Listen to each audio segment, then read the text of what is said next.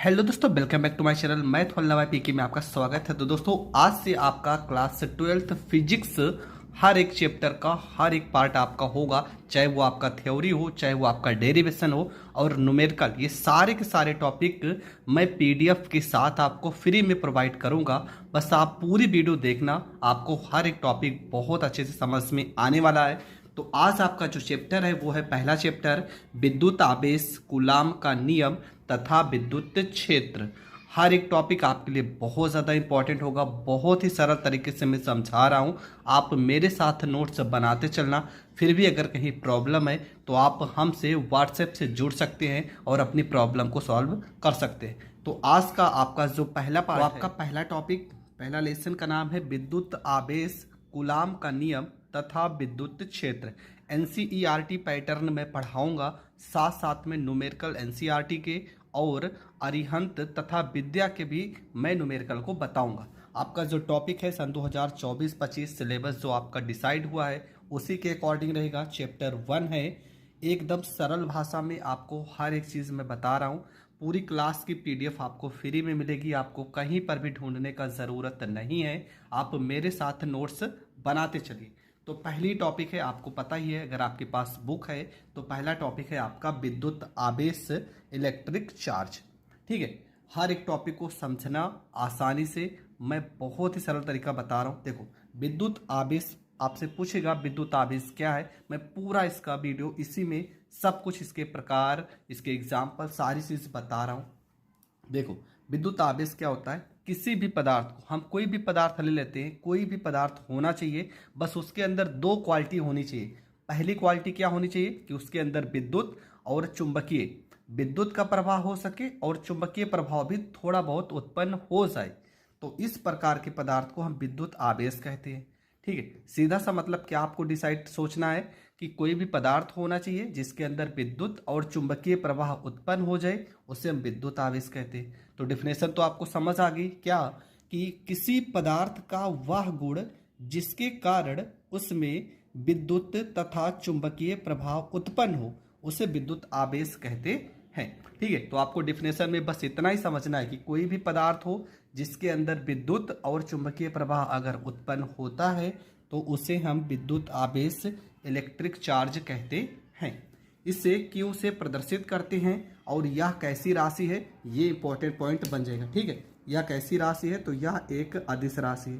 ठीक, ये चीज़ आपको पता होना चाहिए कौन सी राशि है, क्योंकि बहुविकल्पीय में बहुत बार पूछा गया। अदिश राशि इसलिए होती है, अदिश राशि का डिफिनेशन तो आपको पता होगा कि जिसमें सिर्फ परिमाण होता है। ठीक है, जिसमें सिर्फ परिमाण होता है और दिशा नहीं होती। ठीक है, दिशा नहीं होती है तो ऐसी राशि को हम अदिश राशि कहते हैं। इसका फार्मूला हो जाएगा क्यू बराबर में एन ई, जहाँ पे क्यू क्या है, जहाँ पे क्यू आपका आवेश है, यन को क्या कहते हैं, यन आपका हो जाएगा इलेक्ट्रॉन की संख्या हो जाएगा, इलेक्ट्रॉन की संख्या, और ई आपका हो जाएगा एक इलेक्ट्रॉन। एक इलेक्ट्रॉन का मान होता है 1.6 गुणे 10 की पावर माइनस में 19 कूलम। ठीक है, ये आपका हो जाएगा। देखो, Q बराबर एन ई, और एक फार्मूला होता है Q बराबर में I इंटू टी। आगे हम पढ़ेंगे भी इसे कि Q बराबर I इंटू टी। देखो, यहाँ पर भी Q लिखा है, यहाँ पर भी Q लिखा है, तो दोनों अगर Q लिखा है तो इसको हम इस तरह से भी लिख सकते हैं कि एन ई बराबर में I इंटू टी। ये फार्मूले का भी प्रयोग करेंगे जहाँ पर न्यूमेरिकल होगा। तो डिफिनेशन तो समझ गए कि कोई भी पदार्थ हो जिसके अंदर विद्युत और चुंबकीय प्रवाह उत्पन्न होता है तो उसे विद्युत आवेश कहते हैं। इसे Q से प्रदर्शित करते हैं। यह एक अदिश राशि है, Q बराबर यानी होता है। अदिश राशि किसे कहते हैं, जिसमें परिमाण तो होता है परंतु दिशा नहीं होती है, उसे हम अदिश राशि कहते हैं। Q आपका आवेश है, N इलेक्ट्रॉन की संख्या है, E आपका इलेक्ट्रॉन है। ठीक है, इसका एक फार्मूला Q बराबर आई टी हम आगे के पार्ट में पढ़ेंगे। जहाँ पे Q यहाँ पर भी लिखा है, यहाँ पर भी, तो इनको हम बराबर लिख सकते हैं। एन ई बराबर आई इंटू टी, जहाँ पर इस फार्मूले का ज़रूरत होगा वहाँ पर इसका हम प्रयोग करेंगे। अब आवेश जो होते हैं वो दो प्रकार के होते हैं। ठीक है, और इसके बारे में सबसे पहले आवेशों के प्रकार के बारे में बेंजामिन फ्रैंकलिन ने सबसे पहले बताया था। तो क्या लिखा है, हेडिंग आपको डालना है आवेश के प्रकार।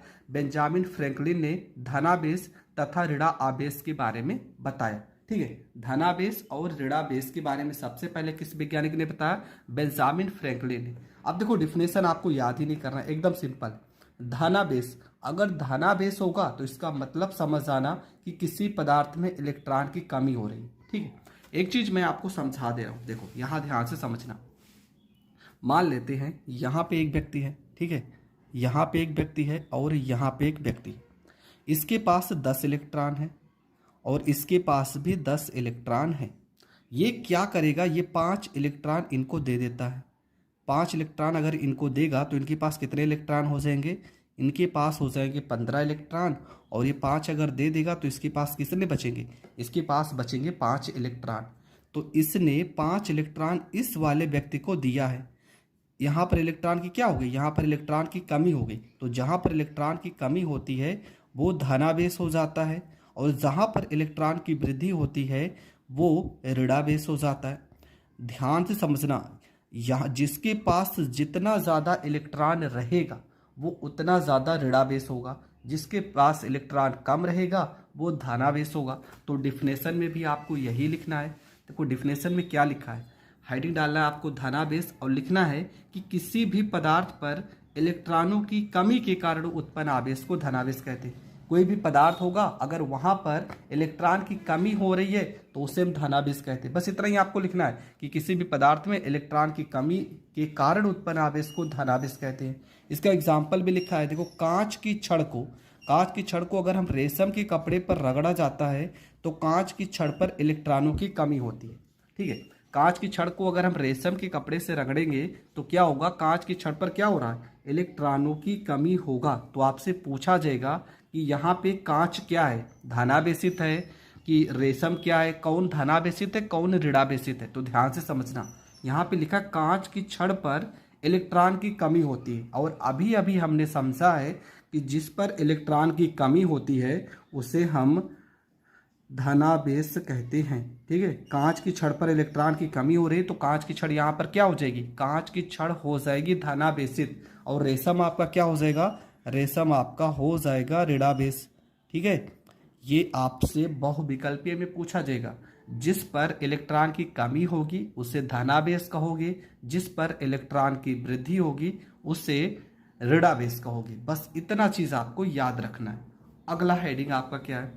अगली हेडिंग है ऋणावेश, ठीक है। ऋणावेश में क्या आपको समझना है, ठीक है। सेम इसी का उल्टा डिफिनेशन लिखना है कि किसी भी पदार्थ में इलेक्ट्रॉनों की अधिकता के कारण उत्पन्न आवेश को ऋणावेश कहते हैं, ठीक है। कोई भी पदार्थ होगा अगर इलेक्ट्रॉनों की अधिकता हो रही है, ठीक है, किसी भी पदार्थ में इलेक्ट्रॉनों की अधिकता के कारण उत्पन्न आवेश को ऋणावेश कहते हैं। इसमें क्या था? इलेक्ट्रॉनों की कमी के कारण, और इसमें इलेक्ट्रॉनों की अधिकता के कारण उत्पन्न आवेश को ऋणावेश कहते हैं।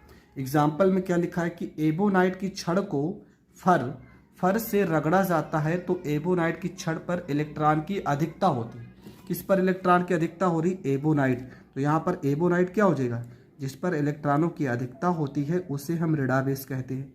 तो एबोनाइट की छड़ आपकी ऋणावेशित हो जाएगी, जबकि जो यहाँ पे फर लिखा है ये आपका धनावेशित हो जाएगा। क्यों? क्योंकि वहाँ से इलेक्ट्रॉन निकलकर एबोनाइट की छड़ पर आ रहे हैं। तो जहाँ पर इलेक्ट्रॉन आएंगे उसे आप ऋणावेशित कहोगे, और जहाँ से इलेक्ट्रॉन निकल रहे हैं उसे आप धनावेशित कहोगे। तो आई होप आपको विद्युत आवेश से रिलेटेड 3 चीज़ें मैंने समझाई हैं, और ये तीनों की तीनों चीज़ें आपको बहुत अच्छे से समझ में आ गई होंगी, ठीक है। पहला विद्युत आवेश क्या समझे हैं कि कोई भी पदार्थ होगा उसमें अगर विद्युत और चुंबकीय प्रवाह उत्पन्न होता है तो उसे विद्युत आवेश कहते हैं। यह एक अदिश राशि है, इसका जो मात्रक है, हाँ 2-3 चीजें नहीं पता है वो बता दे रहे। देखो विद्युत आवेश का जो मात्रक होता है उसे हम कूलाम कहते हैं। विद्युत आवेश का मात्रक क्या हो जाएगा? कूलाम हो जाएगा। और दूसरी चीज अगर इस फार्मूले से देखेंगे Q बराबर IT से, तो I मतलब धारा का मात्रक होता है एम्पियर और समय का मात्रक होता है सेकेंड। तो एक मात्रक ये भी हो जाएगा, एम्पियर सेकेंड हो जाएगा। विद्युत इसका बीमा अगर देखा जाए तो विद्युत आवेश की बीमा क्या होगी? तो यहाँ से बीमा निकलेगी, धारा की बीमा हो जाएगी A हो जाएगी, समय की बीमा T हो जाएगी।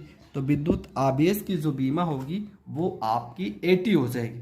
तो विद्युत आवेश अदिश राशि है, इसका मात्रक न्यूटन प्रति, इसका मात्रक आपका हो जाएगा कूलाम हो जाएगा, या तो एम्पियर सेकेंड कह सकते हैं। फार्मूला Q बराबर एन ई, क्यू बराबर आई टी, और एन ई बराबर आई टी हम रख सकते हैं। इसकी बीमा ए टी हो जाएगी। विद्युत आवेश के दो प्रकार हमने पढ़ा है, बेंजामिन फ्रैंकलिन ने बताया था। धनावेश मतलब इलेक्ट्रॉनों की कमी हो रही तो धनावेश उत्पन्न होगा, इलेक्ट्रॉनों की वृद्धि हो रही है तो ऋणावेश उत्पन्न होगा।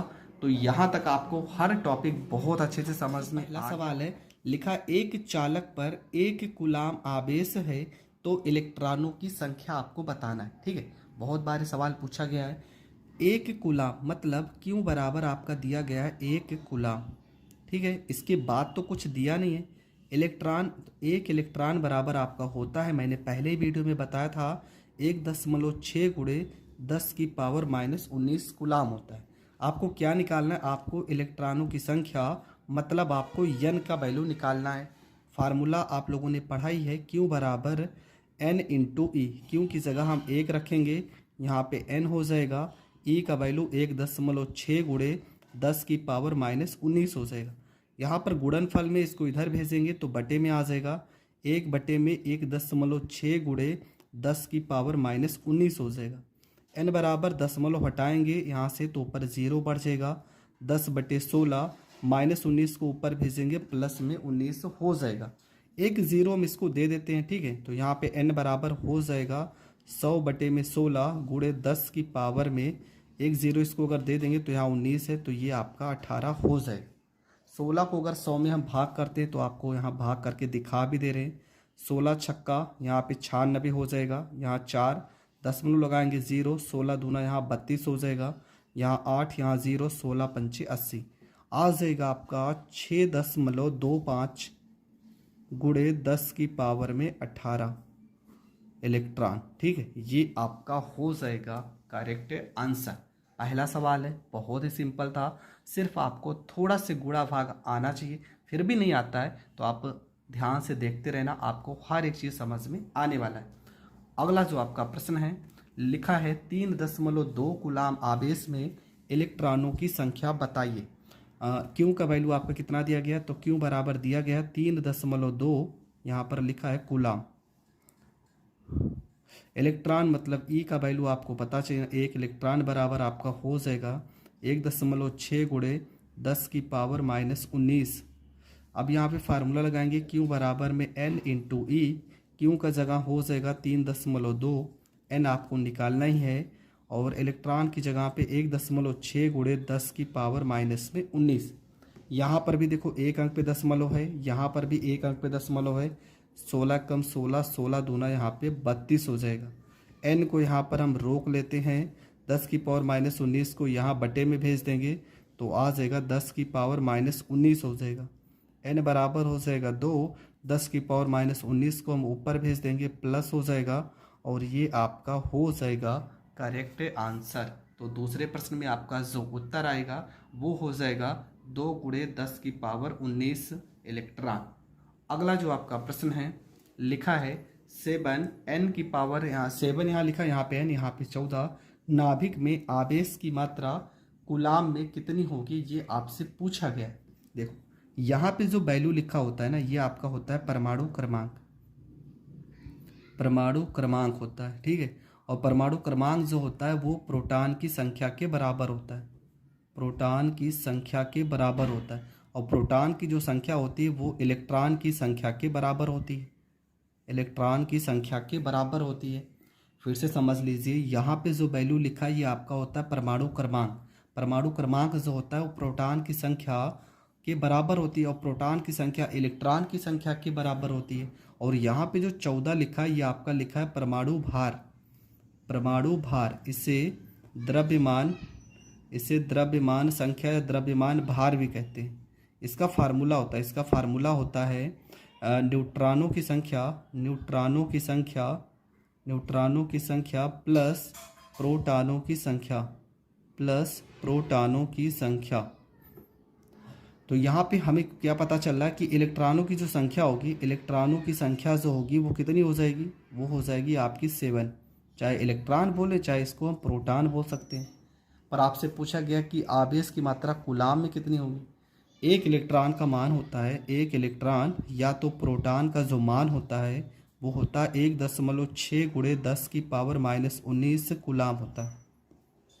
पर हमें चाहिए 7, तो 7 इलेक्ट्रॉन या प्रोटॉन का मान कितना हो जाएगा, 7 गुणे 1.6 गुणे 10 की पावर -19 हो जाएगा। गुणा करेंगे 16 छक्का 96, 7 112 हो जाएगा। एक अंक पे दशमलव है तो एक अंक पे दशमलव लगा देंगे, गुणे 10 की पावर -19 यहाँ पे कूलाम हो जाएगा। और ये आपका हो जाएगा करेक्ट आंसर। तो ये प्रश्न भी आपको बहुत अच्छे से समझ में आ गया होगा। अगला प्रश्न देखते हैं। अगले प्रश्न में लिखा है एक चालक पर 800 इलेक्ट्रॉन की कमी है, इस पर आवेश की मात्रा बताइए। ठीक है, फार्मूला लगाएंगे। इलेक्ट्रॉन की कमी है मतलब n का वैल्यू दिया गया है, n बराबर 800। इलेक्ट्रॉन का वैल्यू आपको पता होना चाहिए 1.6 गुणे 10 की पावर -19। आपसे Q का वैल्यू पूछा गया है। फार्मूला हो जाएगा Q बराबर में n इंटू ई हो जाएगा। Q बराबर n का वैल्यू 800 हो जाएगा, ई का वैल्यू 1.6 गुणे 10 की पावर -19 हो जाएगा। यहाँ पे Q बराबर हो जाएगा 16 को 8 से गुणा करेंगे, 16 छक्का 96, 16 7 112, 16 8 128 हो जाएगा। यहाँ पर एक अंक पे दशमलव, यहाँ पर एक अंक पे दशमलव है। 10 की पावर देखो -19 है, यहाँ पे -19 हो जाएगा। देखो 2 जीरो यहाँ पर भी तो है, इसको हम 10 की पावर 2 लिख सकते हैं। ठीक है, हमने क्या किया 1.6 को 8 से गुणा किया है और यहाँ 2 जीरो है, यहाँ 19 है। 19 में से 2 जीरो घटा देंगे, 10 की पावर 2 हो जाएगा। Q बराबर यहाँ पर हो जाएगा, यहाँ एक अंक चलो अभी रहने दो, 12.8 गुणे 10 की पावर 19 में से 2 घटा देंगे तो 10 की पावर -17 हो जाएगा। इसको अगर लिखना चाहें तो हम इस तरह से भी लिख सकते हैं। यहाँ दशमलव एक अंक इस साइड हम खिसका देंगे, 1.28 हो जाएगा। अगर दशमलव हम बाई तरफ लेके आते हैं तो यहाँ पर एक घटा देंगे, 17 में से एक अंक खिसकाएं तो एक घटा देंगे, -16 हो जाएगा। आवेश का मात्रक हो जाएगा कूलाम और ये आपका हो जाएगा करेक्ट आंसर। तो ये प्रश्न भी आपको बहुत अच्छे से समझ में आ गया होगा। तो विद्युत आवेश से रिलेटेड 4 ऐसे न्यूमेरिकल थे जो बुक में थे, एनसीईआरटी में और अदर बुक में भी थे।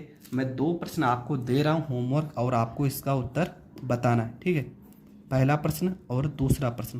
पहले प्रश्न में आपका क्या दिया गया, यहाँ पे 6.4 कूलाम का आवेश दिया गया। ठीक है, कूलाम का आवेश है, आपको इलेक्ट्रॉनों की संख्या बताना है, n का वैल्यू निकालना है मतलब कि इलेक्ट्रॉनों की संख्या। दूसरा प्रश्न आपका क्या दिया गया कि n का वैल्यू दिया जाएगा, n का वैल्यू आपका हो जाएगा 4000, तब भी आपको Q का वैल्यू निकालना है। ये 2 प्रश्न आपके होमवर्क हैं और ये दोनों प्रश्न का आपको उत्तर कमेंट बॉक्स में। विद्युत आवेशों के मूलभूत गुण कभी कदार पेपर में ये भी पूछा गया है, तो अच्छे से समझ लेते हैं। वैसे इंपॉर्टेंट टॉपिक है, हमें फ्यूचर में ज़रूर काम देगा, इसलिए ये टॉपिक पढ़ना ज़रूरी है। देखो विद्युत आवेशों के मूलभूत गुण, इसमें निम्नलिखित मूल गुण पाए जाते हैं। हमें 4 हेडिंग पढ़ना है। पहली हेडिंग है आकर्षण तथा प्रतिकर्षण। इसके बारे में पहले हम डिस्कस कर लेते हैं। देखो मान लेते हैं यहाँ पे एक आवेश है प्लस क्यू है, यहाँ पे एक आवेश है ये भी प्लस में क्यू है। ठीक है, ये प्लस क्यू है, ये भी प्लस क्यू, मतलब दोनों के दोनों आवेश कैसे हैं, सजातीय हैं। सजातीय का मतलब एक समान है, दोनों के दोनों धनात्मक हैं। जब आवेश समान होगा मतलब दोनों के दोनों आवेश चाहे प्लस हो चाहे दोनों के दोनों आवेश क्या हो, माइनस हो। या तो दोनों के दोनों आवेश प्लस होंगे या तो दोनों के दोनों आवेश माइनस होंगे। अगर आवेश समान होते हैं तो ये एक दूसरे के बीच में प्रतिकर्षण बल का कार्य करते हैं। ठीक है, इसका देखो दिशा इस साइड है, इसका दिशा इस साइड है, मतलब दोनों के बीच में कैसा व्यवहार होगा, तो दोनों के बीच में प्रतिकर्षण का व्यवहार होगा। चाहे प्लस प्लस होंगे और चाहे माइनस माइनस होंगे। अगर दोनों आवेश समान हैं तो इनके बीच में हमेशा प्रतिकर्षण बल उत्पन्न होगा। लेकिन आवेश मान लेते हैं एक आवेश माइनस में है और एक आवेश प्लस में है, तो इनके बीच में हमेशा आकर्षण का व्यवहार दर्शाया जाएगा। तो वही आपको लिखना, क्या लिखना है कि सजातीय आवेश एक दूसरे को प्रतिकर्षित तथा विजातीय आवेश एक दूसरे को आकर्षित करते हैं। देखो हेडिंग क्या डाले हो, आकर्षण तथा प्रतिकर्षण। बस आपको इतना ही तो लिखना है कि जब आवेश समान रहते हैं प्लस प्लस या माइनस माइनस तो एक दूसरे के बीच में प्रतिकर्षण का व्यवहार दर्शाएंगे, और जब आवेश अलग अलग होंगे माइनस प्लस या तो प्लस माइनस होंगे तो दोनों के बीच में आकर्षण का व्यवहार होगा। बस इतना आपको लिखना है। इसके बाद आपका ये टॉपिक क्लियर हो जाएगा। ठीक, समान अगर आवेश होगा तो प्रतिकर्षण, असमान आवेश होगा तो आकर्षण। बस इतना आपको लिखना है और आपको 1 नंबर तुरंत मिल जाएंगे। तो पहली हेडिंग में बस इतना लिखना है। दूसरी हेडिंग क्या है, ये हेडिंग आपने बहुत जगह पढ़ी होगी, ऊर्जा संरक्षण का नियम, क्या नाम है, आवेश संरक्षण का नियम, ऐसे टाइप में द्रव्यमान संरक्षण का नियम, ये सारी हेडिंग आपने पढ़ी होगी। तो उसी से रिलेटेड है आवेशों का संरक्षण। जैसे ऊर्जा में हमने क्या पढ़ा था कि ऊर्जा को ना तो उत्पन्न कर सकते हैं ना तो नष्ट कर सकते हैं, इसे एक माध्यम से दूसरे माध्यम में भेज सकते हैं। बस वही लिखना है।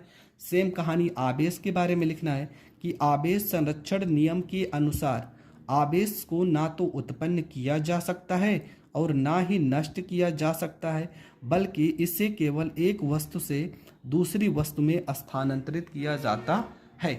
इतना आपको लिख देना। ठीक है, क्या लिखना है कि आवेश को ना तो हम उत्पन्न कर सकते हैं ना तो नष्ट कर सकते हैं, बस एक माध्यम से दूसरे माध्यम में स्थानांतरित कर सकते हैं। यहाँ तक आपको लिखना है और ये टॉपिक भी आपका क्लियर हो जाएगा। क्या लिखना है कि आवेश को ना हम उत्पन्न कर सकते हैं और ना ही नष्ट किया जा सकता है, बल्कि इसे केवल एक वस्तु से दूसरी वस्तु में स्थानांतरित किया जा सकता है। तो ये टॉपिक भी आपका हो गया, क्लियर हो गया। इतना आपको लिख देना है। तीसरा हेडिंग इसका क्या आता है, विद्युत आवेशों की योज्यता का नियम। इसके बारे में क्या लिखना है।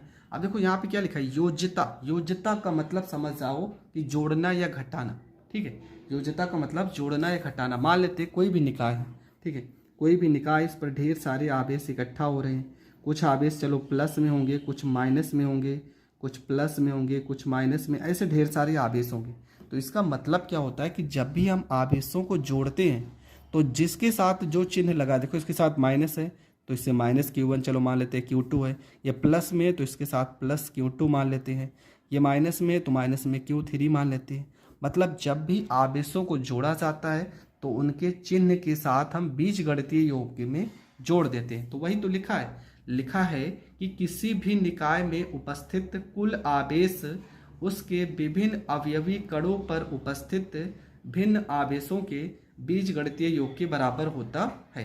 मतलब कोई भी निकाय होगा उसमें जितने भी आवेश इकट्ठा होंगे विभिन्न अवयवी कणों पर, उन आवेशों का बीजगणितीय योग जो होगा वो बीजगणितीय योग के किसके बराबर होता है। चिन्ह के साथ आपको जोड़ देना है। कोई भी आवेश हो, जब आप सवाल करोगे तो वहाँ इस टॉपिक को अच्छे से समझ जाओगे।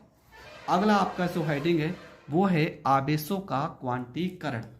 देखो क्या लिखा है, प्रकृति में आवेश सदैव एक निश्चित न्यूनतम मान के पूर्ण गुणज के रूप में होते हैं। मतलब आवेश का जो मान होता है वो एक पूर्ण गुणज के रूप में होगा। जैसे कि हमने फार्मूला पढ़ा है Q बराबर में प्लस माइनस में n इंटू ई, जहाँ पे n आपकी क्या हो सकती है, n आपका 1 हो सकता है, 2 हो सकता है, 3 हो सकता है, इस तरह से वैल्यू हो सकती है। जबकि ई के बारे में हमने पढ़ा है 1.6 गुणे 10 की पावर -19 हो सकता है। ठीक है, मतलब जितने भी आवेश होंगे, कोई भी हो, चाहे छोटा हो या बड़ा हो, उस आवेश पर सदैव ई क्या होगा, इलेक्ट्रॉन उसका पूर्ण गुणज होगा। तो इस तरह से आप लिख सकते हो। ठीक, मतलब कि आवेश को हम गिन सकते हैं, उसका वैल्यू निकाल सकते हैं, और किस फार्मूले की सहायता से, Q बराबर NE, इस फार्मूले की सहायता से हम आवेशों का क्वांटीकरण कर सकते हैं। तो ये प्रश्न, ये हेडिंग भी आपको बहुत अच्छे से समझ में आ गई होगी। हमने क्या कहा था, विद्युत आवेश के 4 गुण हैं और चारों के बारे में आपने समझ लिया है। और इन चारों से रिलेटेड हेडिंग बहुत ही सरल है, कुछ भी नहीं करना। पहले में आपने क्या लिखा था, देखो यहाँ में एक हेडिंग, 2 हेडिंग, 3 हेडिंग, 4 हेडिंग। ठीक है, पहले में क्या आपको पता होना चाहिए कि अगर प्लस प्लस क्यों आवेश रहेंगे, मतलब समान आवेश रहेंगे तो एक दूसरे के बीच में प्रतिकर्षण दर्शाएंगे। यदि असमान आवेश रहेंगे तो एक दूसरे के प्रति आकर्षण का व्यवहार दर्शाएंगे। बस पहली हेडिंग में तो यही तो लिखना था। दूसरी हेडिंग में आवेश का संरक्षण में क्या लिखे थे कि आवेश को ना तो हम उत्पन्न कर सकते हैं और ना आवेश को हम नष्ट कर सकते हैं, इसे एक माध्यम से दूसरे माध्यम में स्थानांतरित कर सकते हैं। तीसरी हेडिंग में आपने लिखा था विद्युत आवेशों की योज्यता का नियम, मतलब आवेश को जब भी जोड़ना होगा तो कुल आवेशों का योग हम बीजगणितीय योग के रूप में जोड़ सकते हैं, मतलब जिसके साथ में जो चिन्ह लगा होगा उस तरह से लिख के हम उसको आसानी से जोड़ सकते हैं। अगला हेडिंग क्या लिखे थे, आवेशों का क्वांटीकरण, मतलब आवेश का हम एक निश्चित वैल्यू निकाल सकते हैं Q बराबर NE फार्मूले की सहायता से, जहाँ पे N आपका 1 2 3 4 मतलब प्राकृतिक संख्याएं हो सकती हैं और E बराबर इलेक्ट्रॉन होता है और इलेक्ट्रॉन का मान होता है 1.6 गुणे 10 की पावर -19 कूलाम। ठीक है, तो ये चारों हेडिंग आपको बहुत अच्छे से समझ में आ गया होगा। आज का टॉपिक है वो है कूलाम का स्थिर विद्युत बल का नियम। वेरी मोस्ट इंपॉर्टेंट टॉपिक है, इसके बारे में मुझे बताने की ज़रूरत ही नहीं है कि ये कितनी बार पेपर में पूछा गया है। ये मुझसे ज़्यादा तो आप जानते होंगे अगर क्लास 12th में पढ़ रहे हैं। तो इस टॉपिक को ध्यान से समझना, थोड़ा सा वीडियो लंबा हो सकता है क्योंकि मैं इसका एक एक पॉइंट बताऊंगा जो कि पेपर में आज तक पूछा गया है। तो सबसे पहले हम यहाँ पे विद्युत बल और कूलाम बल किसे कहते हैं ये समझ लेते हैं। ठीक है, सीधी सी बात है कि जब एक आवेश को, कोई भी आवेश होगा, दूसरे आवेश के पास रखा जाएगा तो दो कंडीशन हो सकती है, या तो उनके मध्य आकर्षण होगा या तो प्रतिकर्षण होगा। और आकर्षण या प्रतिकर्षण कब होता है, इसके पहले वाली वीडियो में हम देख चुके हैं कि अगर आवेश समान होगा तो इनके बीच में प्रतिकर्षण होगा, आवेश असमान होगा तो इनके बीच में आकर्षण होगा। तो क्या लिखा गया है कि जब एक आवेश को दूसरे आवेश के पास रखा जाता है तो उनके मध्य या तो आकर्षण या तो प्रतिकर्षण बल कार्य करता है, जिसे विद्युत बल या कूलाम बल कहते हैं। तो डिफिनेशन आपको क्या लिखना है कि जब एक आवेश को दूसरे आवेश के पास रखा जाएगा तो उनके बीच में या तो आकर्षण बल या प्रतिकर्षण बल कार्य करता है, जिसे हम विद्युत बल या कूलाम बल कहते हैं। ये हो जाएगा कूलाम बल या विद्युत बल का डिफिनेशन। अगर अलग से पूछा जाएगा तो आप एक नंबर में इसे लिख लीजिएगा कि जब आवेश को दूसरे आवेश के पास रखा जाएगा तो या तो आकर्षण होगा या तो प्रतिकर्षण होगा, जिसे विद्युत बल या कूलाम बल कहते हैं। अब कूलाम का नियम क्या कहता उसको हम समझते हैं। ठीक है, कूलाम का नियम क्या कहता उसको हम समझते हैं। तो यहाँ पे एक छोटा सा, यहाँ पे आप फिगर देख रहे हैं, यहाँ पर एक बिंदु A है, यहाँ पर एक बिंदु B है, इन पर आवेश Q1 है, इन पर आवेश Q2 है, इन दोनों आवेशों के बीच की दूरी R है। ठीक है, तो क्या लिखा गया है यहाँ पे कि दो बिंदु आवेशों के मध्य, यहाँ पर एक बिंदु आवेश है, यहाँ पे एक बिंदु है, तो वही लिखा है दो बिंदु आवेशों के, इनके बीच में एक बल लगेगा, तो वही लिखा है दो बिंदु आवेशों के मध्य लगने वाला आकर्षण अथवा प्रतिकर्षण बल दोनों आवेशों के गुणनफल के अनुक्रमानुपाती तथा उनके बीच की दूरी के वर्ग के व्युत्क्रमानुपाती होता है। ये पॉइंट समझना। देखो, हमने अभी अभी बताया कि जब दो आवेश को हम पास पास रखेंगे तो दो कंडीशन होगा, या तो इनके बीच में आकर्षण बल लगेगा, ठीक है, या तो इनके बीच में प्रतिकर्षण बल लगेगा, या तो इनके बीच में आकर्षण बल लगेगा, या तो इनके बीच में प्रतिकर्षण बल लगेगा। तो वही लिखा गया कि जब दो बिंदु आवेशों के मध्य लगने वाला आकर्षण अथवा प्रतिकर्षण बल, इन दोनों के मध्य जो आकर्षण या प्रतिकर्षण बल लगता है वो दोनों आवेशों के गुणनफल के अनुक्रमानुपाती तथा उनके बीच की दूरी के वर्ग के व्युत्क्रमानुपाती होता है। अब इसके बारे में यहाँ हम लिखे हैं कि माना दो बिंदु Q1 व Q2 R दूरी पर रखे गए हैं, इनके मध्य में या तो आकर्षण या प्रतिकर्षण बल लगेगा। अब यहाँ से हम ध्यान से समझते हैं। ठीक, जो हमने ऊपर लिखा है उसको यहाँ पे अच्छे से समझते हैं। हमने यहाँ क्या लिखा है कि दो बिंदु हैं, एक है Q1 है, एक Q2 है, दोनों एक दूसरे से R दूरी पर रखे हैं, तो इनके बीच में एक बल लगेगा, चाहे आकर्षण बल लगे चाहे प्रतिकर्षण बल लगे। तो फार्मूला होता है, यहाँ पर ऊपर हमने क्या पढ़ा था कि इनके मध्य जो लगने वाला बल होगा, इनके मध्य में जो लगने वाला बल होगा वो दोनों आवेशों के गुणनफल, मतलब Q1 और Q2 दोनों आवेशों के गुणनफल के अनुक्रमानुपाती होता है।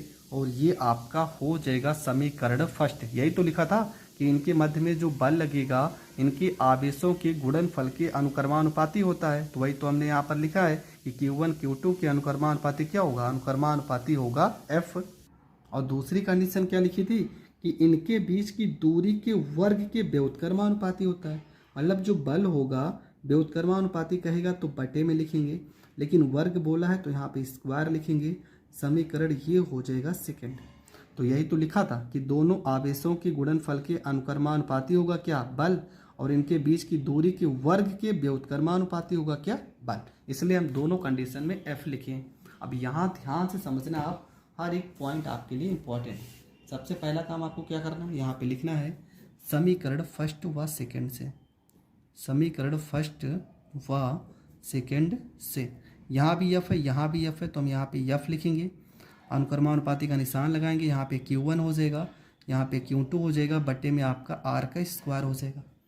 इसके बाद आपको क्या करना है, यहाँ से अनुक्रमानुपाती का निशान हटाएंगे, तो यहाँ पे K लगा देंगे, यहाँ पे Q1 हो जाएगा, Q2 हो जाएगा, यहाँ पे R का स्क्वायर हो जाएगा। जहाँ पे हम इस K के बारे में लिखेंगे कि K बराबर आपका होता है, K बराबर हम प्रयोग करेंगे 1/4πε0 का, और इसका मान होता है 9 गुणे 10 की पावर 9।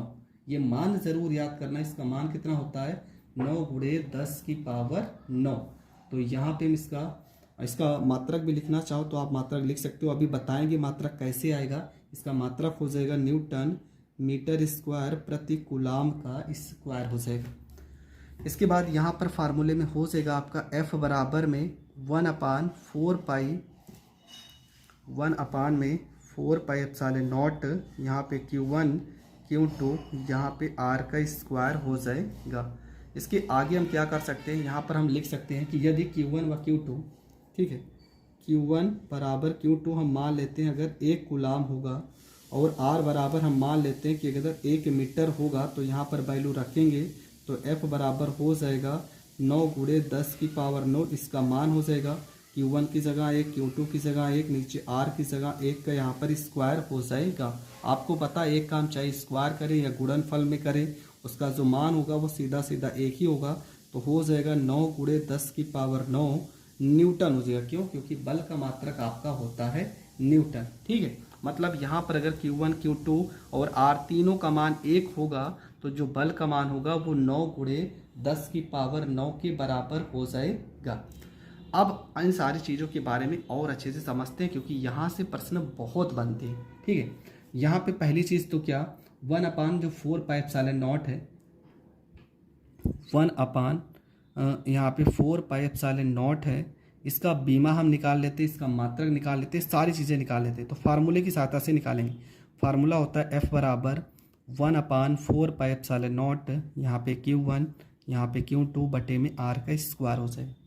ठीक है, इसके बाद क्या करेंगे, हम इसको 4πε0 को इस साइड भेजेंगे, 4πε0 हो जाएगा बराबर, यहाँ पर 1 यफ आ जाएगा बटे में, यहाँ पे Q1, यहाँ पे Q2, यहाँ पे R का स्क्वायर हो जाएगा।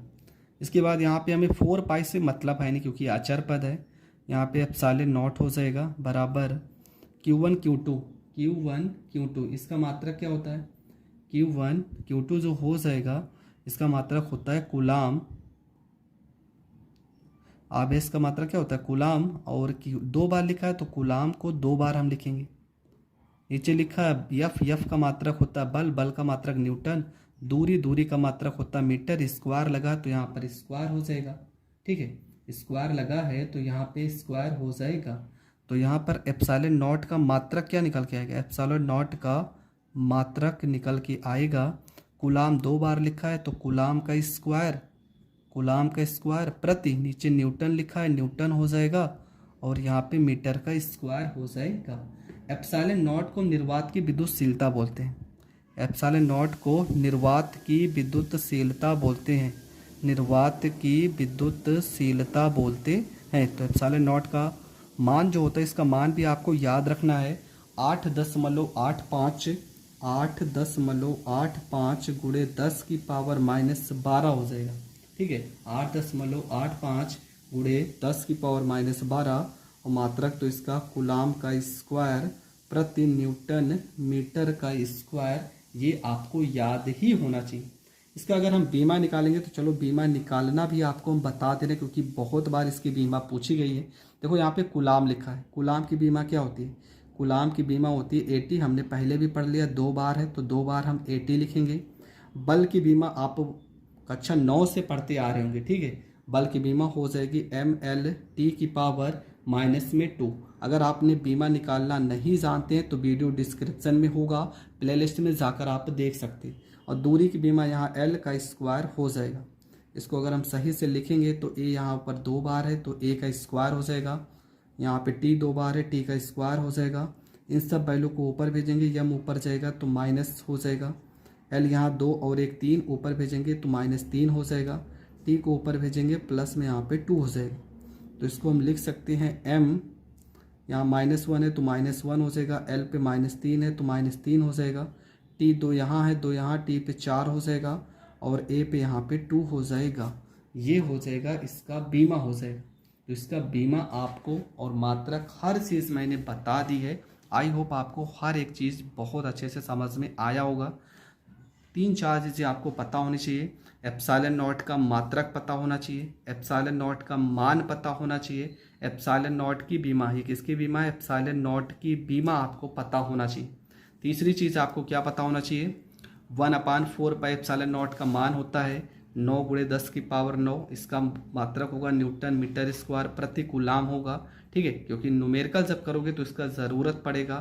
तो और यहाँ पर अगर कोई भी सवाल होगा जहाँ पे Q1 Q2 बराबर होगा 1 के और R दूरी भी आपका 1 मीटर के बराबर होगा, तो जो बल का मान निकल के आएगा वो 9 × 10 की पावर 9 के बराबर ही होगा। ये चीज़ भी आपको पता होनी चाहिए। तो मैंने जितना इसके बारे में ज़रूरी था वो सारी चीज़ें बताई हैं। इसके बाद का जो टॉपिक होगा वो होगा कूलाम के विद्युत बल के नियम का न्यूमेरिकल। तो वो वीडियो आपके लिए बहुत ज़्यादा इम्पोर्टेंट। +2 कूलाम तथा +6 कूलाम एक दूसरे से 4 सेंटीमीटर की दूरी पर स्थित हैं, उनके मध्य विद्युत बल की गणना कीजिए तथा बल की प्रकृति भी बताइए। ठीक है, तो चलो प्रश्न को हम हल करते हैं। तो प्रश्न में आपका क्या दिया गया है, 2 आवेश दिए गए। पहला ही प्रश्न है, बहुत ही ध्यान से समझेंगे हर एक प्रश्न को।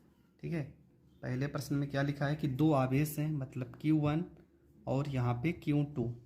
एक आपका है +2 कूलाम और दूसरा +6 कूलाम, और इनके बीच की जो दूरी दी गई वो दी गई 4 सेंटीमीटर। सवाल को हम मीटर में चेंज करेंगे तो 10 की पावर -2 लगा देंगे और ये आपका मीटर में चेंज हो जाएगा। ठीक है, फार्मूले पे आते हैं। कूलाम का बल निकालना है, F बराबर 1/4 पाई एप्सिलॉन नॉट, यहाँ पे Q1 Q2 बटे में R का स्क्वायर हो जाएगा। F बराबर इसका मान हमने पहले ही पढ़ा है, 9 × 10 की पावर 9 हो जाएगा। Q1 की जगह पे 2, Q2 की जगह पे 6, नीचे R का स्क्वायर 4 × 10 की पावर -2 का करेंगे, स्क्वायर करेंगे यहाँ, तो हो जाएगा आपका F बराबर 6 को 2 से गुणा करेंगे 12, 12 को 9 से गुणा करेंगे 12 9 108 × 10 की पावर 9 हो जाएगा। 4 का स्क्वायर करेंगे 16 हो जाएगा, 10 की पावर -2 का स्क्वायर करेंगे तो 10 की पावर -4 हो जाएगा। यहाँ पे F बराबर हो जाएगा 108 × 10 की पावर 9। 4 को ऊपर भेजेंगे तो 10 की पावर +4 हो जाएगा, बटे में आपका हो जाएगा 16 हो जाएगा। ठीक है, इसको थोड़ा बहुत हम यहाँ पे काट देते हैं। देखो 16 को 108 में भाग करेंगे, 16 को 108 में भाग करेंगे, 16 छक्का 96 होता है, 16 7 112, तो 6 बार लेके जाएंगे, यहाँ पे 96 हो जाएगा। 8 में से 6 घटाएंगे 2, 10 में से 9 घटाएंगे 1, यहाँ दशमलव लगाएंगे, यहाँ पे 0, 16 7 112 हो जाएगा, यहाँ पे 8 दशमलव लगा है तो 0, 16 पंचे 80 हो जाएगा। मतलब भाग करने पर जो वैल्यू आएगा वो हो जाएगा 6.75 × 10 की पावर 9 में 4 जोड़ेंगे 13 हो जाएगा, और बल का मात्रक हो जाएगा न्यूटन, और ये आपका हो जाएगा पहला आंसर करेक्ट। ठीक है, तो पहला सवाल सरल भी था और बहुत ही सरल तरीके से हमने प्रश्न को सॉल्व भी कर लिया। बढ़ते हैं प्रश्न नंबर 2 की ओर। प्रश्न नंबर 2 में देखो क्या लिखा है। हाँ, बल की प्रकृति पूछा है, तो आपको पता है दोनों के दोनों आवेश धनात्मक हैं, तो इनके बीच में सजातीय आवेश होने के कारण इनके बल की प्रकृति प्रतिकर्षण होगी। ठीक है, इतना आपको लिख देना। दूसरा प्रश्न में लिखा है, 2 समान गोले जिन पर विपरीत परंतु असमान आवेश है, मतलब एक प्लस होगा एक माइनस होगा। विपरीत का मतलब क्या, असमान है। ठीक है, एक प्लस एक माइनस होगा, क्योंकि यहाँ पे असमान लिखा है। आवेश हैं एक दूसरे से 90 सेंटीमीटर की दूरी पर रखे जाते हैं। इनको आपस में स्पर्श कराकर पुनः उतनी ही दूरी पर रख दिया जाता है तो वे एक दूसरे से 0.025 न्यूटन के बल से प्रतिकर्षित करने लगते हैं। दोनों में प्रत्येक का अंतिम आवेश ज्ञात कीजिए। ठीक है, प्रश्न में क्या क्या दिया गया ये हम समझ लेते हैं। ठीक है, प्रश्न में आपके पास क्या क्या है। प्रश्न नंबर है आपका 2। सबसे पहली चीज प्रश्न में है आपका दूरी r बराबर दिया गया 90 सेंटीमीटर। सेंटीमीटर को मीटर में चेंज करेंगे तो 90 गुणे 10⁻⁻2 मीटर हो जाएगा। बल का वैल्यू दिया गया F बराबर में 0.025 और बल का मात्रक यहाँ पे न्यूटन दिया गया। हमें Q1 और Q2 चाहिए तो यहाँ पे F बराबर फार्मूला हो जाएगा 1/4πε0। यहाँ पे Q1 यहाँ पे Q2 बटे में R का स्क्वायर। Q1 और Q2 बराबर है, Q1 और Q2 बराबर है तो इसको हम चलो Q मान लेते हैं।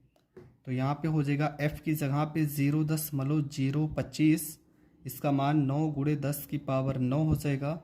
यहाँ Q1 गुणे Q रखेंगे, दूरी हो जाएगा 90 गुणे 10⁻⁻2 और 90 गुणे 10⁻⁻2 हो जाए। ठीक है, यहाँ तक हम कर लेंगे। इसके बाद यहाँ सबको देखो 9 से 90 को काटेंगे 10 बार में कट जाएगा। इन सबको हम इस साइड भेजते हैं तो यहाँ पे देखो क्या लिखा है। यहाँ पे 1 अंक 2 अंक 3 अंक पे बाद दशमलव लगा है तो इसको हम लिख सकते हैं 25 गुणे 10⁻³ यहाँ 10 इस सबको इधर भेजेंगे हो जाएगा 10 गुणे में यहाँ 90 हो जाएगा। 10⁻²-2 इधर जाएगा -4 हो जाएगा। इधर बचेगा 10⁻9 गुणे Q का स्क्वायर हो जाएगा। इसके बाद यहाँ पे हो जाएगा 25 हो जाएगा और गुणे यहाँ 9 एकम 9 हो जाएगा। ठीक है, यहाँ 4 में 3 जोड़ेंगे 10⁻7 हो जाएगा। यहाँ 1 0 था, यहाँ 1 0 था, इसको हम 10⁻2 लिखेंगे। 9 को इस साइड भेजेंगे तो यहाँ पे बटे में 9 हो जाएगा बराबर Q का स्क्वायर हो जाएगा। इसके बाद यहाँ पे हो जाएगा Q का स्क्वायर बराबर 25 गुणे में 9 हो जाएगा। 7 में से 2 घटा देंगे 10⁻−5, 9 को ऊपर भेजेंगे 10⁻−9 हो जाएगा। Q बराबर यहाँ से स्क्वायर हटाएंगे, यहाँ रूट 25 नवैया होता है 225 होता है। गुणे 9 में 5 जोड़ेंगे तो 10 की पावर कितना हो जाएगा। यहाँ पे 7 था, सॉरी यहाँ 7 है। 7 में से 2 घटाएंगे -5 और 9 को ऊपर भेज देंगे तो ये आपका हो जाएगा 10⁻⁻9 हो जाएगा। और यहाँ पे तो कुछ बचा नहीं है तो 9 में 5 जोड़ेंगे 10 की पावर कितना हो जाएगा माइनस में यहाँ पे 14 हो जाएगा। ठीक है, कितना हो गया 10 की पावर माइनस में यहाँ पे 14 हो गया। यहाँ से गुणा भाग हम चेक कर लेते हैं हर चीज़। ठीक है, नहीं तो एक पॉइंट अगर गलत हुआ तो पूरा सवाल गलत हो जाएगा। यहाँ पे 3 अंक पे दशमलव है तो हमने 1 2 3 अंक हटाया है तो 10⁻³ हो जाएगा। यहाँ पे आपका 90 सेंटीमीटर सवाल में था तो यहाँ पे 90 गुणे 10⁻², 90 गुणे 10⁻² हो जाएगा।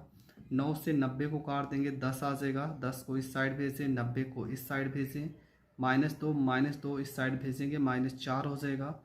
9 को इसके बटे में भेजेंगे, बटे में 9 आ जाएगा। 25 को 9 से गुणा किए 225, 10⁻4 में -3 जोड़ दिए तो यहाँ पे -7 हो गया और यहाँ 1 0, यहाँ 1 0, 10⁻2 हो गया। -7 में से 2 घटा देंगे तो माइनस यहाँ 5 हो जाएगा। 9 को भेजेंगे तो 10⁻9 हो जाएगा। इसके बाद यहाँ पे 225 किसका वर्गमूल है तो 225 वर्गमूल है 15 का तो यहाँ पे 15 लिखेंगे। 10⁻14 को हम क्या लिख सकते हैं 10⁻−7 क्योंकि 7 का जोड़ा बनेगा ना -7 गुणे 10⁻−7 और कोई भी चीज़ बाहर निकलेगा रूट से तो प्लस माइनस में होगा। तो इसको अगर आप लिखना चाहें तो Q बराबर यहाँ 1 अंक दशमलव लगा सकते हैं +-1.5 गुणे 10 की पावर 7 में से 1 यहाँ अंक घट जाएगा -6 हो जाएगा। आवेश का मात्रक कूलाम हो जाएगा। ये आपका करेक्ट प्रश्न हो गया। देखो सवाल थोड़ा सा तो है बड़ा लेकिन सवाल को अगर आप अच्छे से समझ लेंगे तो बहुत ही आसानी से कर सकते हैं। बढ़ते हैं प्रश्न नंबर 3 की ओर। आपका जो अगला प्रश्न देखो क्या लिखा 2 समान आवेश प्रत्येक 1 माइक्रोकूलाम का परस्पर 1 सेंटीमीटर दूरी पर वायु में स्थित है। आवेशों के मध्य कार्यरत बल ज्ञात कीजिए। आवेश का जो मान है वो 1 माइक्रोकूलाम है Q1 और Q2 का। दूरी आपका 1 सेंटीमीटर दिया गया, आपको बल निकालना है। सबसे पहला काम आपको क्या करना है, यहाँ पे प्रश्न नंबर आपका 3 है, ये वाला इंपॉर्टेंट प्रश्न है, पेपर में पूछा गया है। Q1 और Q2 दोनों का मान समान है और दोनों का मान है 1 माइक्रोकूलाम। ठीक है, तो यहाँ पे लिखेंगे Q1 बराबर 1 गुणे 10 की पावर -6, Q2 बराबर भी आपका 1 गुणे 10 की पावर -6 हो जाएगा। दूरी आपका 1 सेंटीमीटर दिया गया है, इसको चेंज करेंगे तो हो जाएगा 10 की पावर -2 मीटर हो जाएगा। फार्मूला लगाएंगे F बराबर 1/4πε0 Q1 Q2 बटे में R का स्क्वायर हो जाएगा। तो यहाँ पे F बराबर इसका मान हो जाएगा 9 गुणे 10 की पावर 9, Q1 Q2 की जगह 10 की पावर -6, 10 की पावर -6 बटे में 10 की पावर -2, 10 की पावर -2 हो जाएगा। यहाँ पे लिखेंगे F बराबर में 9 गुणे 10 की पावर 9 हो जाएगा, 6 में 6 जोड़ेंगे 10 की पावर -12, 2 में 2 जोड़ेंगे 10 की पावर -4, लेकिन ऊपर भेजेंगे तो क्या हो जाएगा, ऊपर भेजेंगे तो हो जाएगा +4 हो जाएगा। F बराबर हो जाएगा 9 गुणे 9 में 4 जोड़ेंगे 10 की पावर 13 गुणे 10 की पावर -12। F बराबर यहाँ पे हो जाएगा 13 में से 12 घटा देंगे 10 की पावर 1 हो जाएगा। F बराबर 9 दहम में 90 और बल का मात्रक हो जाएगा न्यूटन, और ये आपका हो जाएगा करेक्ट आंसर। सवाल बहुत ही ज़्यादा इंपॉर्टेंट है, पेपर में इस तरह के प्रश्न पूछे जाते हैं, तो ये प्रश्न भी आपको बहुत अच्छे से समझ में आ गया होगा।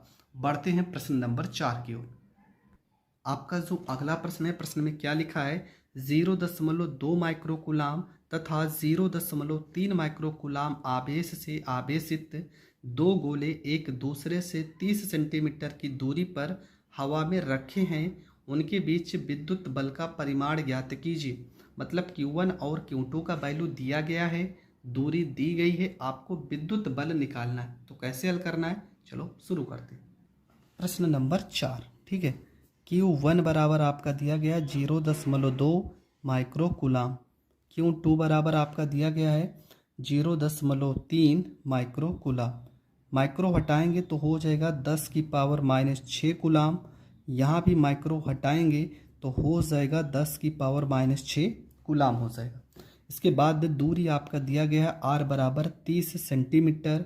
सेंटीमीटर को मीटर में चेंज करने के लिए 10 की पावर -2 लगा देंगे और ये मीटर में चेंज हो जाएगा। अब फार्मूला लगाएंगे, F बराबर हो जाएगा 1/4πε0 यहाँ पे Q1 Q2 बटे R का स्क्वायर।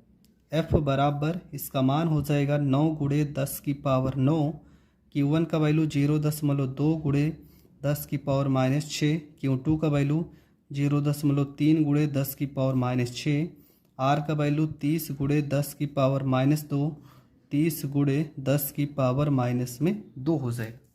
इसके बाद यहाँ पे F बराबर ये हो जाएगा 9 हो जाएगा गुणे 0.2 हो जाएगा गुणे 0.3 हो जाएगा, 10 की पावर यहाँ पे 9 हो जाएगा, 6 में 6 जोड़ेंगे -12 हो जाएगा, -2 को ऊपर भेजेंगे +2, इस -2 को ऊपर भेजेंगे +2, नीचे 30 को 30 बार गुणा करेंगे तो 900 आ जाएगा। ठीक है, कुछ भी हमने नहीं किया, यहाँ पे वैल्यू को रखा है, 30 को 30 से गुणा किया 900 आ गया, इन दोनों 2 को ऊपर भेजेंगे तो प्लस हो जाएगा, 6 में 6 जोड़ेंगे माइनस हो जाएगा 12। F बराबर 3 को 2 से गुणा करेंगे 6 आ जाएगा, देखो 9 दूना 18, 1.8 आ जाएगा, हटाओ 9 से, देखो 9 से कट जा रहा 100 बार में कट गया, 0.2 को 0.3 में गुणा करेंगे तो 0.06 हो जाएगा, 2 अंक पे पॉइंट, क्योंकि एक अंक यहाँ एक अंक यहाँ, 12 में से 9 घटा देंगे 10 की पावर -3 हो जाएगा, गुणे 10 की पावर यहाँ पे 2 गुणे 10 की पावर 2 बटे में यहाँ पे 100 हो जाएगा, 2 जीरो से देखो 2 जीरो यहाँ पे कट जाएगा। ठीक है, यहाँ पे आ जाएगा F बराबर 0.06 गुणे 3 में से 2 घटा देंगे 10 की पावर -1 हो जाएगा। इसको लिखना चाहें तो हम ऐसे भी लिख सकते हैं एफ बराबर देखो 1 अंक 2 अंक, 2 अंक पे दशमलव अगर हम हटाएंगे तो क्या हो जाएगा 6 गुणे 10 की पावर -2 और एक पहले से है तो 10 की पावर -3, 6 गुणे 10 की पावर -3 और बल का मात्रक तो आपको पता है हो जाएगा न्यूटन और ये आपका हो जाएगा करेक्ट। लिखा है 4 गुणे 10 की पावर -7 कूलाम आवेश के किसी छोटे गोले पर किसी दूसरे छोटे आवेशित गोले के कारण जिस पर 8 गुणे 10 की पावर -7 कूलाम के आवेश हवा में 0.2 न्यूटन का प्रतिकर्षण बल लगाता है, दोनों बलों के बीच की दूरी निकाले। दूसरा गोला पहले गोले के कारण कितने बल का अनुभव करेगा ये भी हमें बताना है। तो प्रश्न में क्या दिया गया, एक आवेश मतलब Q1 का वैल्यू, Q2 का वैल्यू और बल का वैल्यू दिया गया है, हमें दूरी निकालना है और कितना बल का अनुभव करेगा दूसरा गोला ये बताना। तो प्रश्न तो आप समझ गए होंगे, अब चलो प्रश्न को सॉल्व करते हैं। ठीक है, प्रश्न 4 हम तक बताए थे, प्रश्न नंबर ये आपका 5वां है। प्रश्न नंबर 5 में क्या दिया गया, Q1 का वैल्यू, Q1 बराबर दिया गया 4 गुणे 10 की पावर -7 कूलाम। Q2 बराबर दिया गया है 8 गुणे 10 की पावर -7 कूलाम। F बराबर कितना दिया गया है 0.2 और बल का मात्रक यहाँ पे न्यूटन लिखा गया। ठीक है, इसके बाद हम क्या करेंगे, यहाँ पे फार्मूला लगाएंगे F बराबर 1/4πε0 Q1 Q2 बटे में R का स्क्वायर हो जाएगा। ठीक है, इसके बाद यहाँ पे F बराबर, F का वैल्यू कितना दिया गया 0.2, 1/4πε0 का वैल्यू 9 गुणे 10 की पावर 9, Q1 का मान 4 गुणे 10 की पावर -7, Q2 का वैल्यू 8 गुणे 10 की पावर -7, R का यहाँ पे हो जाएगा स्क्वायर हो जाएगा। ठीक है, इसके बाद R को इस साइड भेजेंगे, R का स्क्वायर हो जाएगा।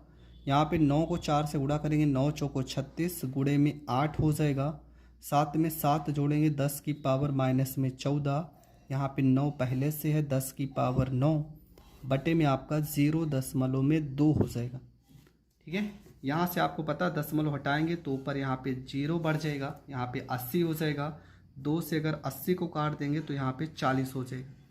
R का स्क्वायर बराबर यहाँ पे 36 हो गया, गुणे में 4 हो गया, 10 एक 0 यहाँ पे इसमें जोड़ देंगे तो 10 की पावर 9 और एक 10 हो जाएगा और 10 की पावर -14 तो यहाँ पहले से ही है।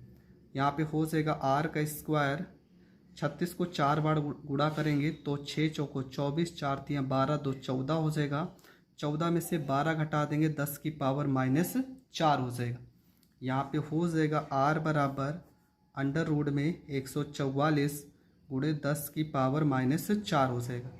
R बराबर 144 किसका वर्गमूल है तो ये 12 का वर्गमूल है, 10 की पावर 4 को हम लिख सकते हैं -2 और दूरी का मात्रक क्या हो जाएगा, दूरी का मात्रक हो जाएगा मीटर और ये आपका हो जाएगा करेक्ट आंसर। ठीक है, अब इसके बाद पूछा था कितना बल का अनुभव करेगा, देखो दोनों के दोनों बल समान है और अन्योन्य क्रिया के कारण दूसरा जो प्रश्न होगा 0.2 न्यूटन बल का ही अनुभव करेगा। ठीक है, बल का अनुभव करेगा क्योंकि दोनों के दोनों जो आवेश हैं वो सजातीय आवेश हैं, इस कारण जो बल लगेगा इनके बीच में 0.2 न्यूटन का ही लगेगा। तो ये प्रश्न भी आप बहुत अच्छे से समझ गए होंगे। बढ़ते हैं अगले प्रश्न की ओर। आपका जो अगला प्रश्न है, देखो ये प्रश्न भी बहुत बार पूछा गया है। प्रश्न में लिखा है कि 2 आवेशित कण एक दूसरे से 1 सेंटीमीटर की दूरी पर स्थित हैं, प्रत्येक पर क्रियाशील विद्युतीय बल के संभव न्यूनतम मान ज्ञात कीजिए। ठीक है, न्यूनतम संभव मान निकालना है विद्युत बल का। एक टॉपिक यहाँ पे प्रश्न आप ज़रूर लिख लीजिए कीजिए जब हम बताते हैं। प्रश्न नंबर आपका है 6वां। दूरी आपका दिया गया 1 सेंटीमीटर, 1 सेंटीमीटर को मीटर में चेंज करेंगे तो 10 की पावर -2 और यहाँ पे मीटर हो जाएगा। जब भी न्यूनतम संभव की बात करेगा, न्यूनतम संभव की बात करेगा, प्रश्न में न्यूनतम मान की बात करेगा तो Q1 और Q2 को आपको बराबर रखना है और इसका मान 1.6 गुणे 10 की पावर -19 रखना है। ठीक है, तो इतना चीज़ आपको इसके बारे में पता होना चाहिए। फार्मूला F बराबर 1/4πε0 हो जाएगा, यहाँ पे Q1 हो जाएगा, Q2 हो जाएगा, बटे में R का स्क्वायर हो जाएगा। यहाँ पे हो जाएगा F बराबर 9 गुणे 10 की पावर 9 हो जाएगा। Q1 और Q2 का मान 1.6 गुणे 10 की पावर -19, 1.6 गुणे 10 की पावर -19 हो जाएगा। और नीचे R का स्क्वायर मतलब कि 10 की पावर -2 का स्क्वायर हो जाएगा। यहाँ से थोड़ा सा इसको सॉल्व कर देते हैं। यहाँ पे हो जाएगा F बराबर 16 को 16 बार गुणा करेंगे, आ जाएगा 256 हो जाएगा। 2 अंक पे पॉइंट, तो यहाँ 2 अंक पे पॉइंट लगा देंगे। गुणे 10 की पावर 19 में 19 जोड़ेंगे -38 हो जाएगा। गुणे 10 की पावर प्लस में 9 और 2 को ऊपर भेजेंगे तो प्लस में 2 दूना 4 हो जाएगा।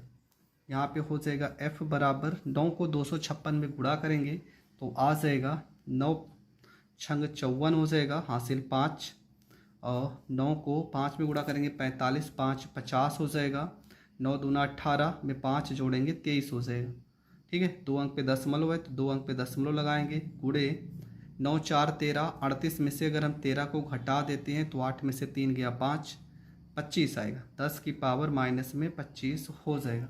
इसको और ज़्यादा सही से लिखना हो तो F बराबर 1 अंक खिसका देंगे 2.304 गुणे 10 की पावर 25 में से 1 अंक घटा देंगे 24, बल का मात्रक हो जाएगा न्यूटन। और ये आपका हो जाएगा करेक्ट आंसर। तो ये प्रश्न भी आपका हो गया कंप्लीट। ठीक है, अभी भी 1 या 2 प्रश्न बचे, चलो उन प्रश्नों को भी सॉल्व कर लेते हैं। आपका जो अगला प्रश्न है लिखा है कि 20 सेंटीमीटर की दूरी पर स्थित 2 आवेशों क्रमशः 30 गुणे 10 की पावर -9 कूलाम तथा -20 गुणे 10 की पावर -9 कूलाम की हैं। यदि प्रत्येक पर 5 गुणे 10 की पावर -5 न्यूटन का आकर्षण बल लग रहा हो तो उनके बीच निहित माध्यम में आपेक्षिक परावैद्युता ज्ञात कीजिए। मतलब कोई माध्यम रखा है, उसकी वैल्यू आपको निकालना है। तो प्रश्न आप स्क्रीनशॉट ले लीजिए या तो लिख लीजिए। अब प्रश्न को हम करने जा रहे हैं सॉल्व। सबसे पहली चीज़ आपको क्या करना है, यहाँ पे क्या क्या दिया वो सारी चीज़ें हम लिख लेते हैं। प्रश्न नंबर 7 है। प्रश्न में लिखा है कि आपका 20 सेंटी मतलब R का वैल्यू दिया गया 20 सेंटीमीटर, इसको मीटर में चेंज करेंगे तो 20 गुणे 10 की पावर -2 यहाँ पे मीटर हो जाएगा। और इसके बाद 2 आवेश हैं मतलब Q1 बराबर 30 गुणे 10 की पावर माइनस में यहाँ पे कितना हो जाएगा 19 कूलाम हो जाएगा। Q2 बराबर में माइनस में 20 गुणे 10 की पावर -19 कूलाम हो जाएगा। यहाँ प्लस माइनस से वैसे कोई मतलब है नहीं, आपको सवाल सॉल्व करना है। आपका F का वैल्यू भी शायद दिया गया प्रश्न में। F बराबर आपका लिखा गया 5 गुणे 10 की पावर -5 न्यूटन। आपको कोई माध्यम, चलो एप्सिलॉन R ये हम मान लेते हैं माध्यम जिसकी बात वो कर रहा है।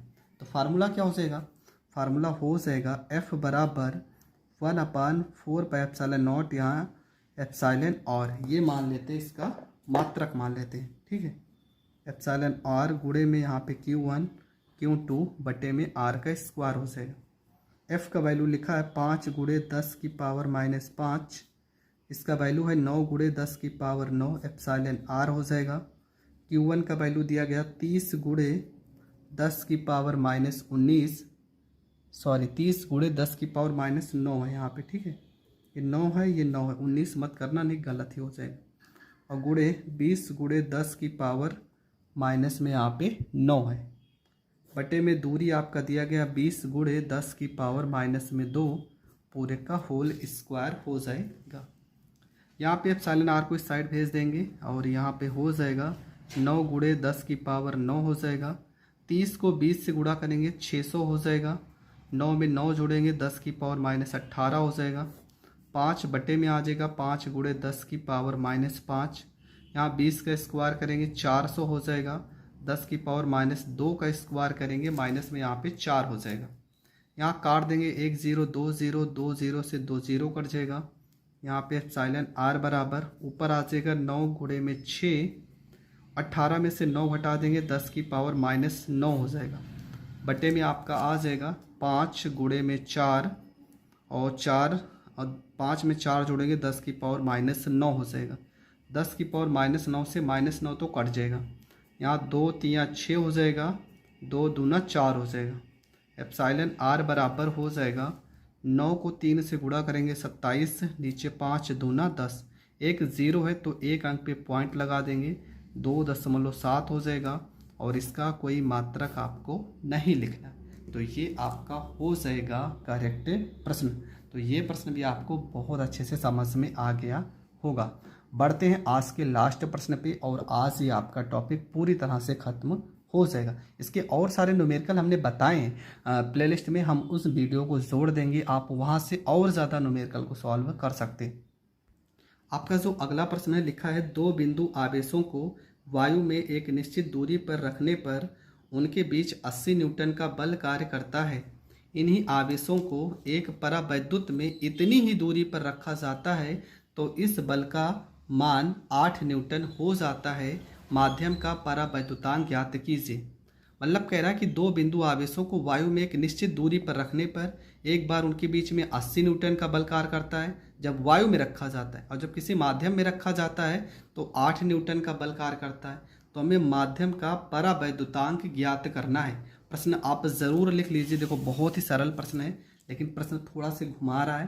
प्रश्न में आपको 2 फार्मूले लगाने। प्रश्न नंबर 8 हम एफ यहाँ पे एफ ए के लिए लगा देते हैं, यहाँ पे एयर मतलब वायु के लिए, ठीक है, यहाँ पे वायु के लिए। तो फार्मूला हो जाएगा 1/4 पाई एप्सिलॉन नॉट, यहाँ पे के हो जाएगा Q1 Q2 बटे में आर का स्क्वायर हो जाएगा। एफ ए का वैल्यू दिया गया 80 न्यूटन और वायु या निर्वात के लिए के का मान होता है 1। यहाँ Q1 Q2 upon R square समीकरण हो जाएगा फर्स्ट। दूसरा यहाँ पे एफ, यहाँ पे एम, एम का मतलब हम कोई मीडियम लेते हैं तो फार्मूला 1/4 पाई एप्सिलॉन नॉट, यहाँ चलो के एम लिख देते हैं मतलब कोई माध्यम होगा, Q1 Q2 बटे आर का स्क्वायर। एफ एम मतलब माध्यम का जो बल दिया गया वो 8 न्यूटन दिया गया है। ये हो जाएगा 1/4 पाई एप्सिलॉन नॉट के एम, यहाँ पे Q1 Q2 बटे आर स्क्वायर समीकरण हो जाएगा सेकंड। फर्स्ट में सेकंड से भाग करेंगे तो 80 बटे में 8 हो जाएगा बराबर 1/4 pi epsilon not Q1 Q2 बटे r square 1/4 pi epsilon naught, यहाँ पे के M Q1 Q2 upon R square हो जाएगा। 1/4 पाई एप्सिलॉन नॉट से पूरी की पूरी वैल्यू कट जाएगी, 8 दहा में 80 आ जाएगा, यहाँ हो जाएगा 1 और यहाँ बटे में 1 के बटे में के एम हो जाएगा। के एम को जब पलट देंगे तो के एम बराबर आ जाएगा 10 और ये आपका हो जाएगा करेक्ट आंसर। तो परावैद्युतांक का माध्यम पूछा था, परावैद्युतांक का माध्यम 10 हो जाएगा और ये प्रश्न भी आपका हो जाएगा कंप्लीट। तो आपका विद्युत आवेश और कूलाम के नियम से जितने भी महत्वपूर्ण सवाल थे उन सारे सवालों को मैंने बता दिया है। कुछ ऐसे भी सवाल हैं जो अभी भी बचे हैं, उनको मैं प्लेलिस्ट में जोड़ दूंगा वीडियो, आप वहां से जाके उन सारे सवालों को देख सकते हैं। तो मिलेंगे नेक्स्ट वीडियो में नए टॉपिक के साथ, तब तक के लिए जय हिंद जय भारत।